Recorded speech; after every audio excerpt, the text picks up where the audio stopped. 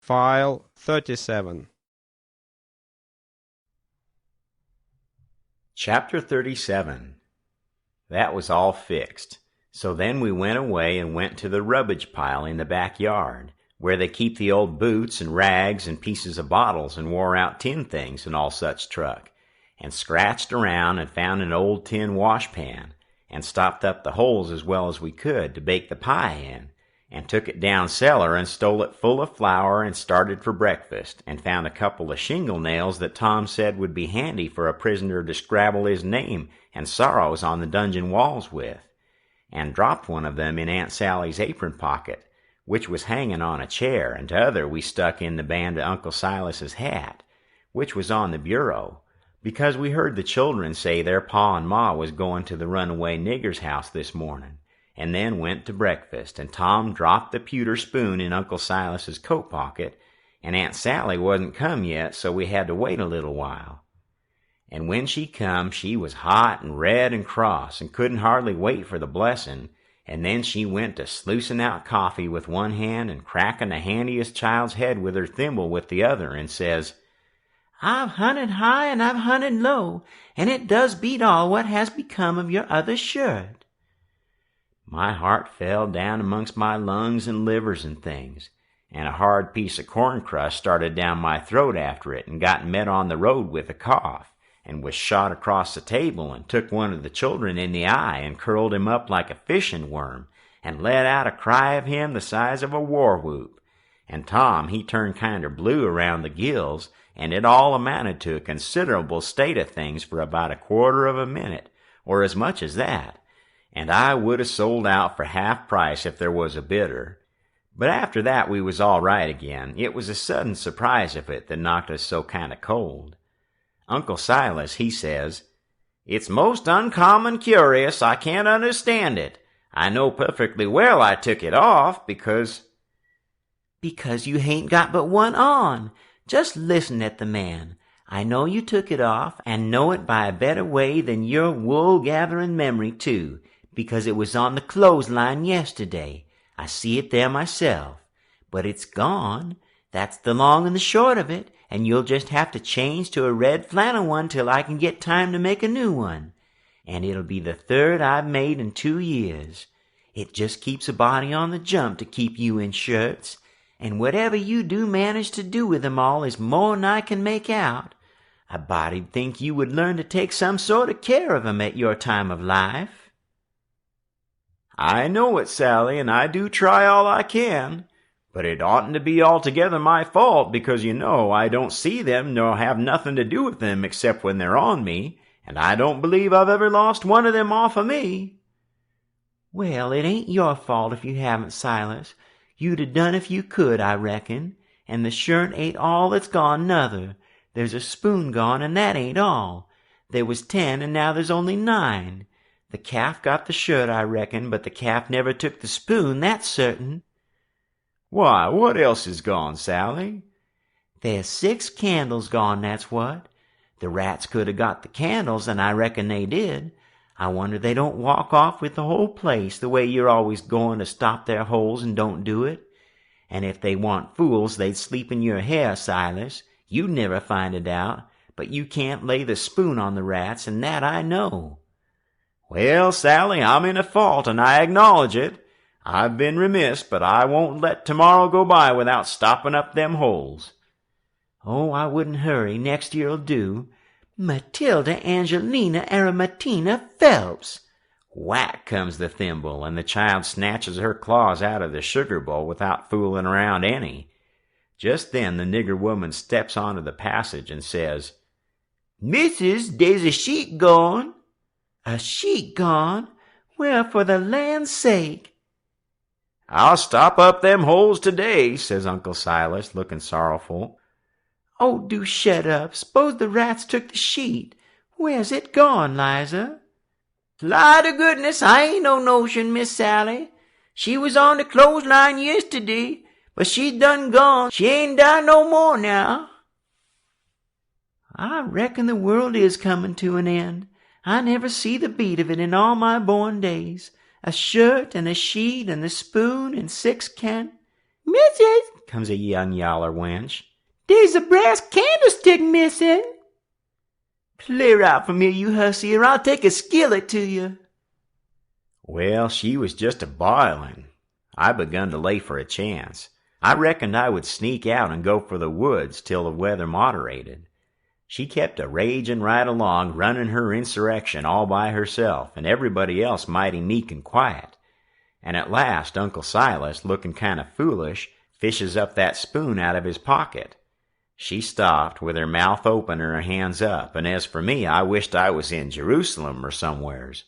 But not long, because she says, "It's just as I expected.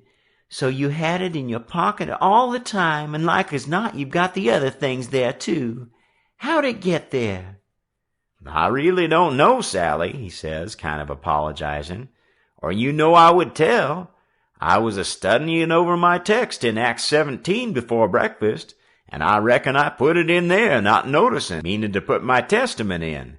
And it must be so, because my Testament ain't in.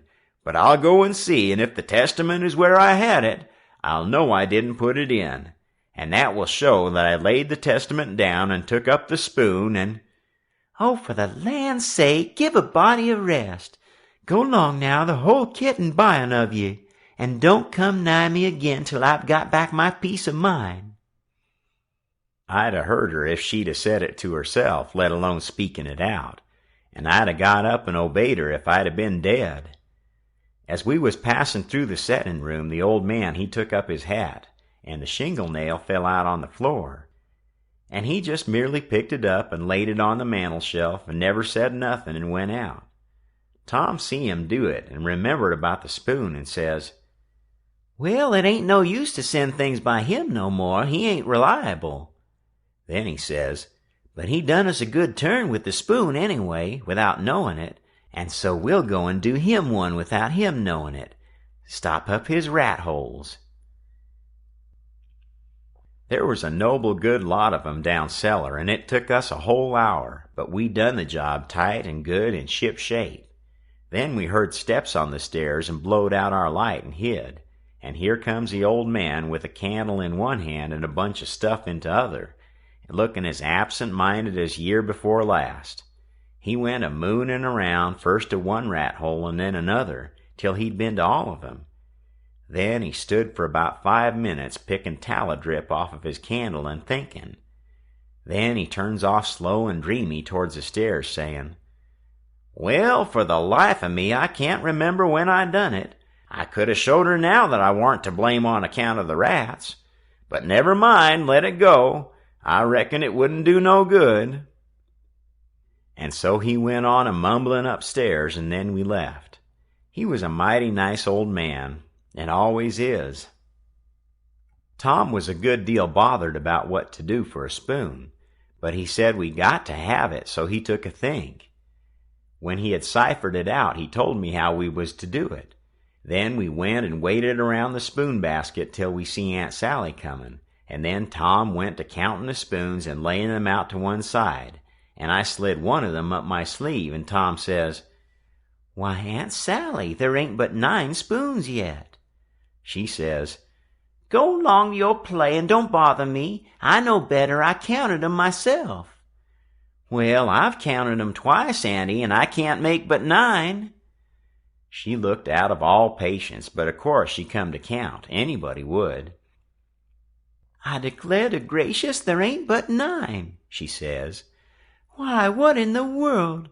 Plague take the things, I'll count 'em again." So I slipped back the one I had, and when she got done counting, she says, "Hang the troublesome rubbish, there's 10 now." And she looked huffy and bothered both. But Tom says, "Why, Auntie, I don't think there's 10. "Well, you numbskull, didn't you see me count 'em?" "I know, but—" "Well, I'll count 'em again." So I smouched one, and they come out 9, same as the other time. Well, she was in a tearing way, just a-trembling all over, she was so mad. But she counted and counted till she got that addled she'd start to count in the basket for a spoon sometimes. And so 3 times they come out right, and 3 times they come out wrong. Then she grabbed up the basket and slammed it across the house and knocked the cat galley west, and she said clear out and let her have some peace, and if we come bothering around her again betwixt that and dinner, she'd skin us. So we had the odd spoon and dropped it in her apron pocket while she was a-giving us sailing orders, and Jim got it all right, along with her shingle nail before noon.